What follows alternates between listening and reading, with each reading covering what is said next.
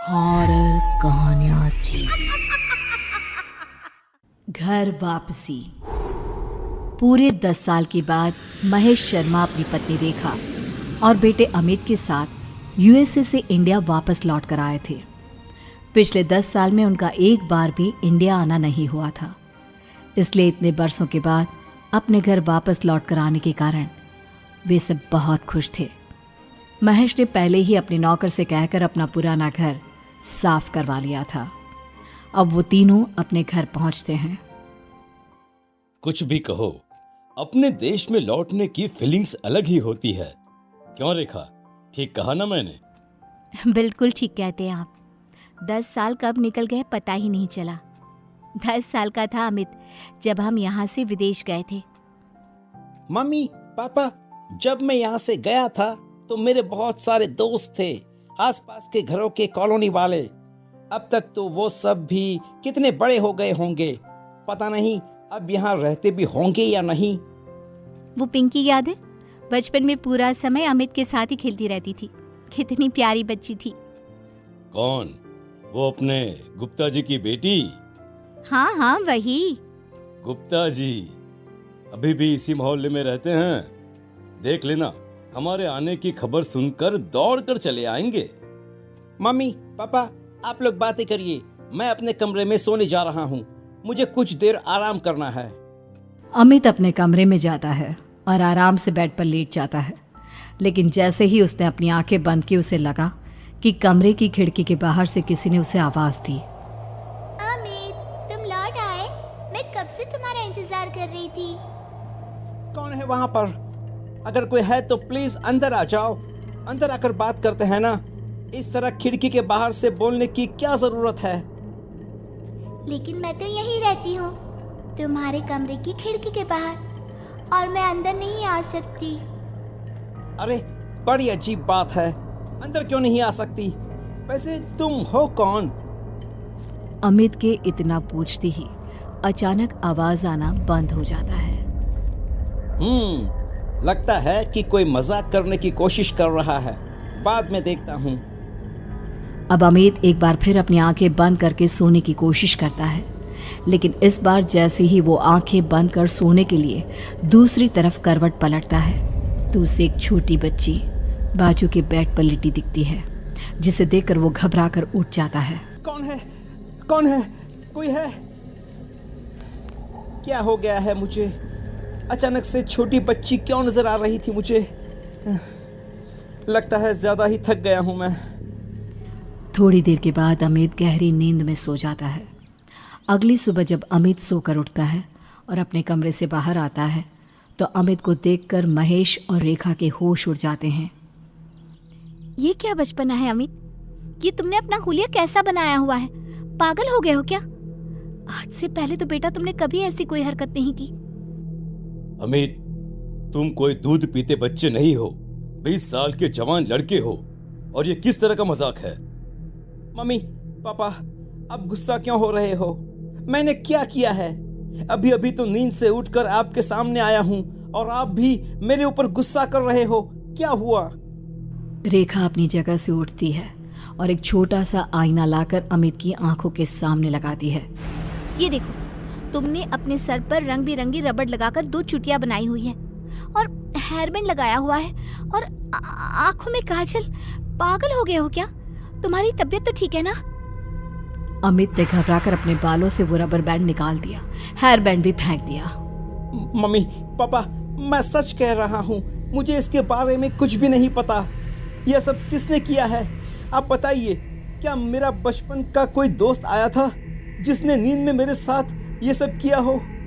ऐसा कुछ नहीं हुआ अमित, अभी तो सुबह हुई है। कोई नहीं आया था बेटा, हम सच कह रहे हैं।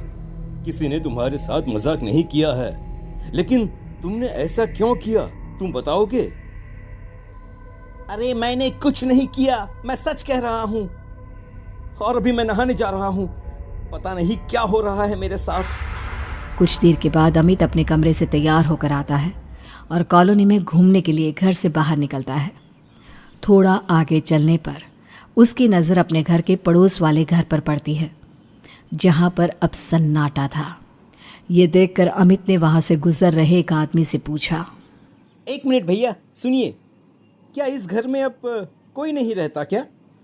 हाँ बेटा, हम भी यहाँ पर 5 साल पहले ही आए हैं, तभी से इसे खाली ही देखा है। सुना है कि यहाँ रहने वाले लोग अचानक ही एक दिन घर छोड़कर चले गए।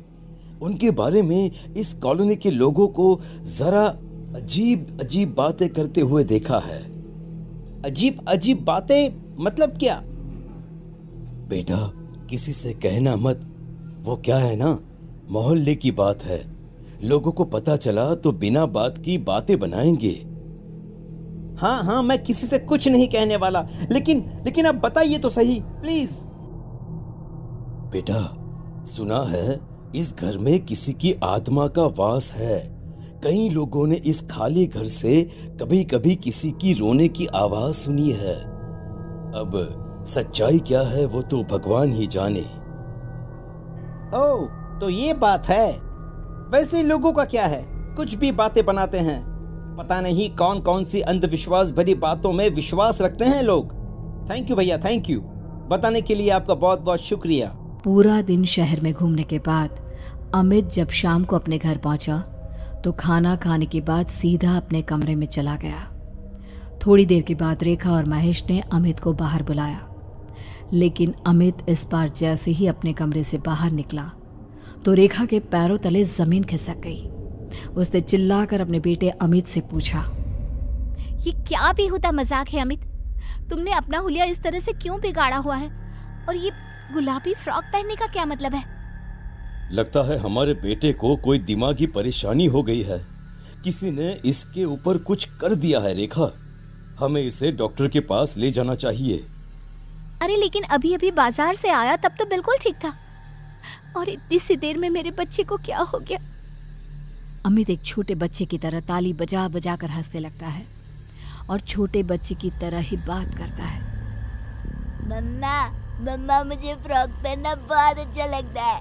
आप मेरी 2 चोटी बना लो ना, और इस पे ना पिंक वाली रबड़ लगाना। बस करो अमित, बस। तुम क्या कर रहे हो? इस तरह का मजाक मत करो अपने मम्मी पापा के साथ। अरे अंकल, मैंने कहा मजाक किया, और वैसे भी मेरा नाम अमित नहीं, मेरा नाम तो चिंकी है, चिंकी।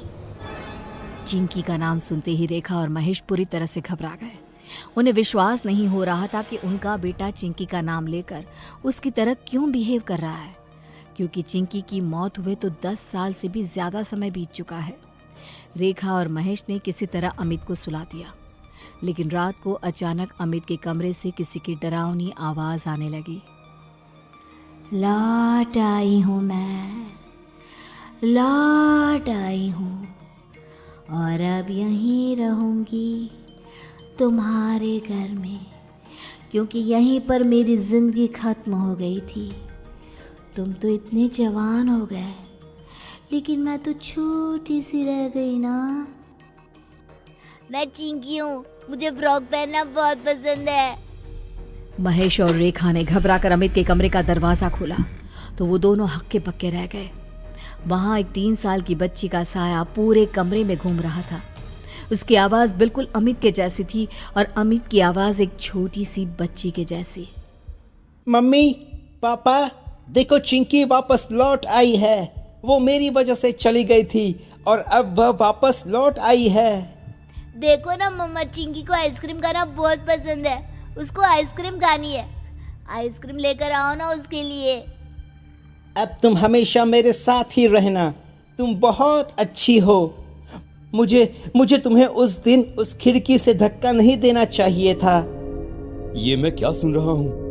आज से 10 साल पहले हमारे बेटे ने छोटी सी बच्ची चिंकी को धक्का दे दिया था। मुझे भी यही लग रहा है महेश, और शायद इसी वजह से उस बच्ची की आत्मा आज भी यहीं रहती है। इससे पहले कि रेखा और महेश कुछ करते, अमित बड़े ही अजीब ढंग से चलता हुआ घर से बाहर निकला और सीधा बाजू वाले खाली घर में चला गया। रेखा और महेश भी उसके पीछे पीछे गए। जहां पहुंचकर उन्होंने देखा कि वहां टूटे फूटे आधे जले हुए खिलौने पड़े हुए हैं। वहां पहुंचने के बाद अमित बड़े ही अजीब ढंग से घर के ठीक बीचों बीच जाकर बैठ गया, और तभी वहां पर 3 साल की छोटी सी चिंकी महेश, रेखा और अमित को नजर आने लगी। अगर आपका बेटा उस दिन मुझे अकेले छोड़कर नहीं जाता तो मैं कभी नहीं मरती। मेरी मम्मी तो मुझे अमित के पास ये कहकर छोड़कर गई थी कि वो थोड़ी देर मेरा ध्यान रख लेगा, लेकिन उसने मुझे खिड़की के पास अकेला छोड़ दिया और मैं गिर गई। मेरे बच्चे को छोड़ दो बेटा, उससे बहुत बड़ी गलती हुई है, लेकिन तब वो नादान था, ना समझता, इसलिए तुम्हारा ध्यान नहीं रख पाया।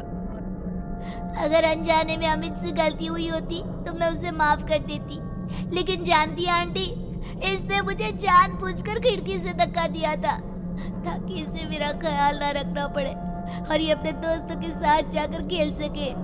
ये तुम क्या कह रही हो?